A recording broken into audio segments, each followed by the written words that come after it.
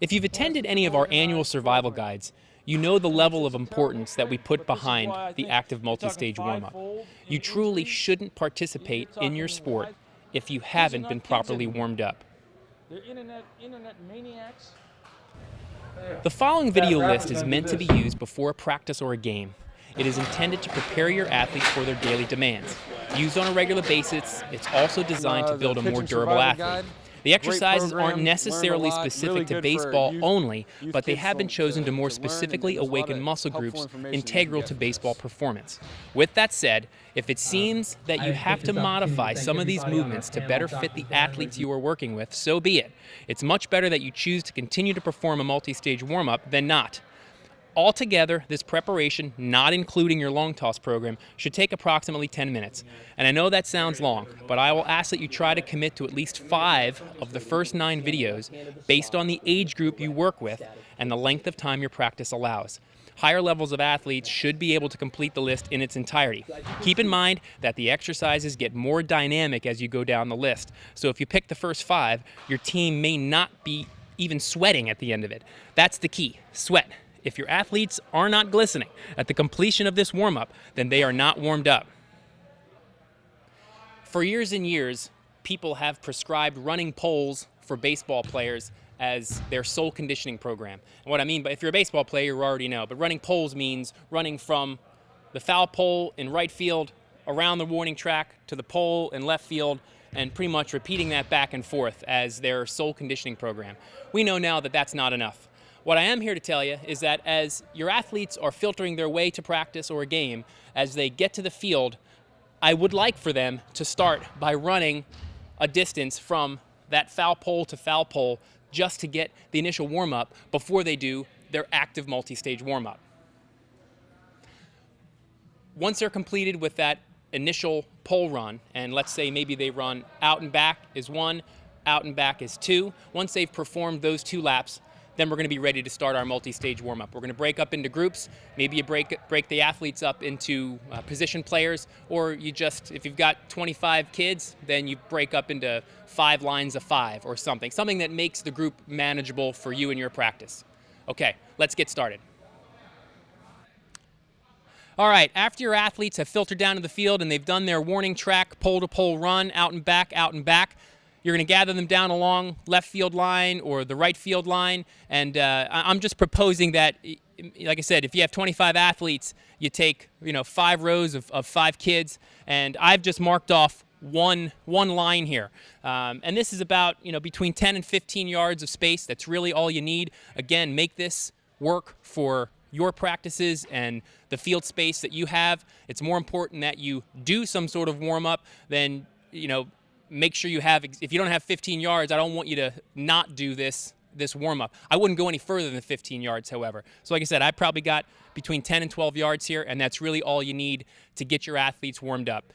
We're going to go through this list. As I said, there are 9 individual initial multi-stage warm-up videos, and depending on that age of athlete and the time that you have, maybe you only choose 5, but again, keep in mind they get harder as you go down, they get more dynamic, so try to find a mix of less dynamic and more dynamic if you choose not to do all of the videos. Number 1, skip flick, forward and backward. This exercise is intended to wake up every part of the lower extremity, most specifically the ankle. With good ankle mobility, pitchers and throwers can access all degrees of motion and perform a better follow-through. Number 2, lateral step, then squat. This is a dynamic lengthening exercise for your adductors. The foot you're stepping toward is working your quads, but the foot you're leaving behind is actively lengthening your adductor group.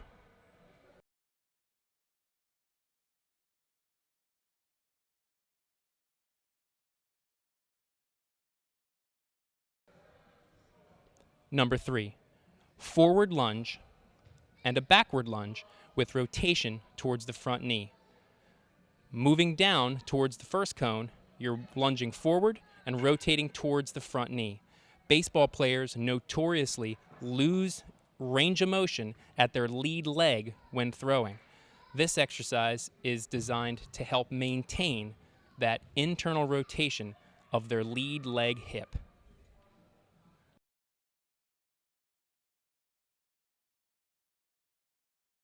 Number 4, lateral shuffle lead leg step over.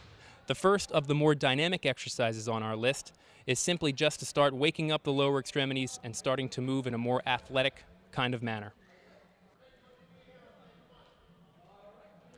Number 5, lateral bound, forward and backward. I want you to cover 3 feet from side to side. You're going to be jumping side to side as you cover ground forward and backward. As promised, this is where we start to load the pelvis in both directions.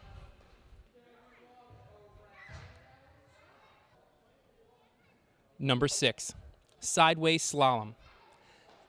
We literally step it up a notch again, and we continue to move side to side, increasing the loading in our pelvis, and we try to pick up the pace a little bit more on this exercise.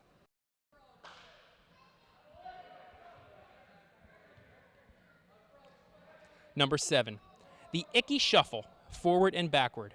This one is better seen as opposed to described. Take a look at the athlete's feet and try to mimic that pattern. Honestly, if you can't mimic it, it's more important that you get the feet moving in that quick step fashion than it is to not do it at all.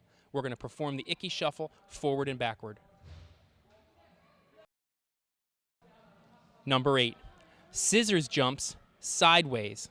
This will be a lateral exercise, and watch as the athlete switches his hips left and right, as he goes down laterally towards the cone in one direction and then comes back laterally in the other direction. Number 9, 2 jumps and 3 high knees. The athlete is going to jump twice, covering a little bit of ground with each one, and then 3 high knees, covering some more. He's going to perform this frontwards and backwards.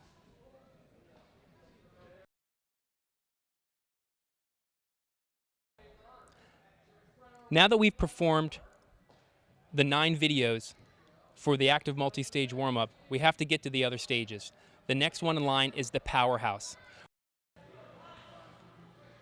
The powerhouse section should be performed in its entirety by all age groups, and the arm care portion can be completed at another time during your practice. Potentially, say within the context of batting practice. Maybe there can be an on-deck circle as well as an arm care corner.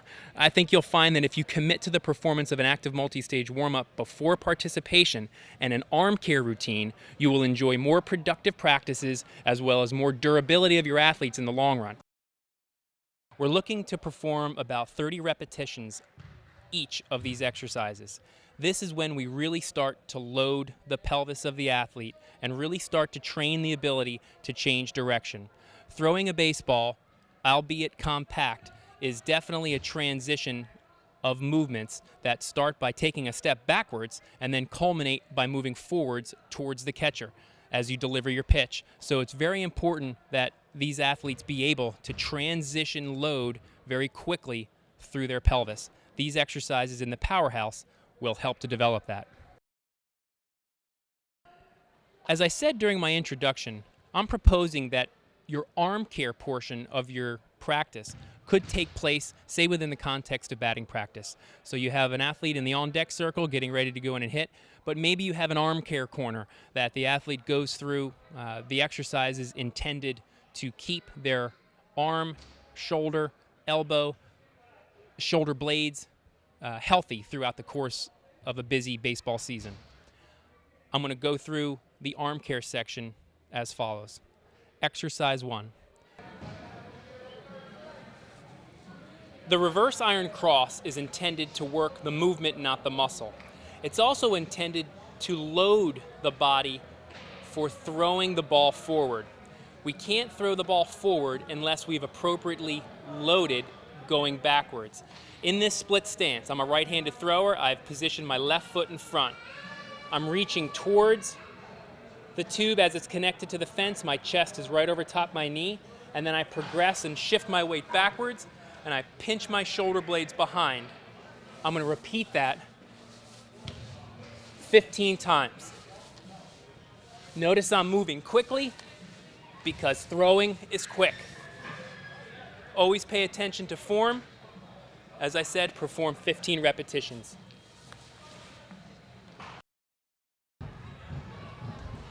The reverse goalpost is intended again to train the movement, not the muscle.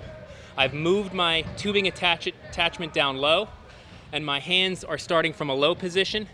My chest again is over my front bent knee, and I'm shifting my weight backwards, finishing with my hands high in this goalpost position, shoulder blades pinched. I'm gonna go back through that progression 15 times.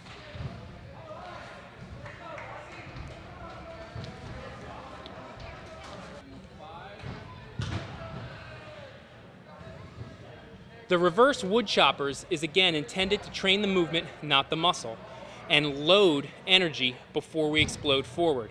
We start again in a low position. Our hands will travel together this time, and I will shift my weight backwards and pull up overhead as if I'm chopping wood in a backwards direction. If the tube was behind me, I'd be pulling down against the resistance. Here again, I'm loading and moving backwards in an effort to more appropriately explode forward.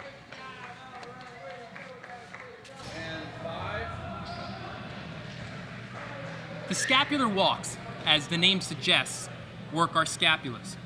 However, there's also a lot of benefits to the core for our athletes with this exercise, as well as working the wrist and hands in a more weight-bearing kind of way. And I know that doesn't sound functional for a baseball player. However, the load that the elbow, shoulder, and the wrist and hand receive is almost a plyometric kind of move and will help work explosiveness, so to speak, of that wrist forearm complex. It's performed like this. I've got tape down in about a 3-foot distance, and I'm gonna start on one side of this tape. I'm up in a push-up position, and I'm not letting my midsection sag. That would be poor core stability. I'm up in a good hollow push-up position, and I'm gonna start by pinching my shoulder blades. I'm then going to progress into a protracted, rounded position, and then I'm gonna step to the right to my target line, pinch, round, progress back, pinch, round, progress back. Over and back is considered 1. Initially work towards doing 5. Eventually, you should be able to perform 10 in a row. Remember, do not let your athletes sag. This is not a push-up. This is for your scapulas. Thank you for joining me today to go over Kinetic Physical Therapy's active multi-stage warm-up. The industries of elite personal training, athletic training, and physical therapy all recognize the importance of the multi-stage warm-up before participation.